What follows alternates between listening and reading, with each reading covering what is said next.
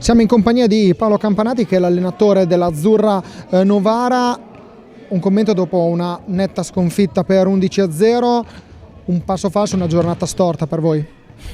Passo falso sicuramente, giornata storta a tutti gli effetti, non ho poco da dire, nel senso male in difesa, scelte sbagliate in attacco, poco concentrati, cioè faccio fatica a trovarti un punto in cui dire siamo stati sfortunati.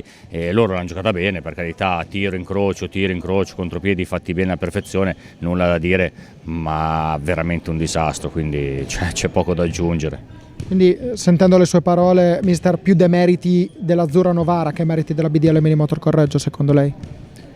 Sì, no, l'Azzurra assolutamente ha fatto una partita sottotono e dirti poco, nel senso perché mi ha sbagliato tutto sostanzialmente, e Correggio benissimo perché contropiede, tiro, incrocio, palla stoppata al centro, giro, incrocio, quindi bene, cioè, cosa ti posso dire, portiere apparato, loro tiravano, mettevano all'incrocio, noi testa era tutto da un'altra parte, quindi il risultato parla da sé. Quindi.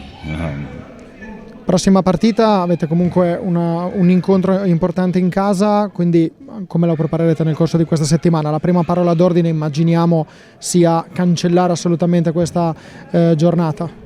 Sì, assolutamente, nel corso di un campionato, di una stagione succedono queste giornate, mi auguro non arrivi altre di questo livello perché è stata veramente catastrofica, tassativo resettarsi subito, lasciare tutto da parte e ricominciare con quello che c'era di positivo prima e che c'è sempre stato di positivo.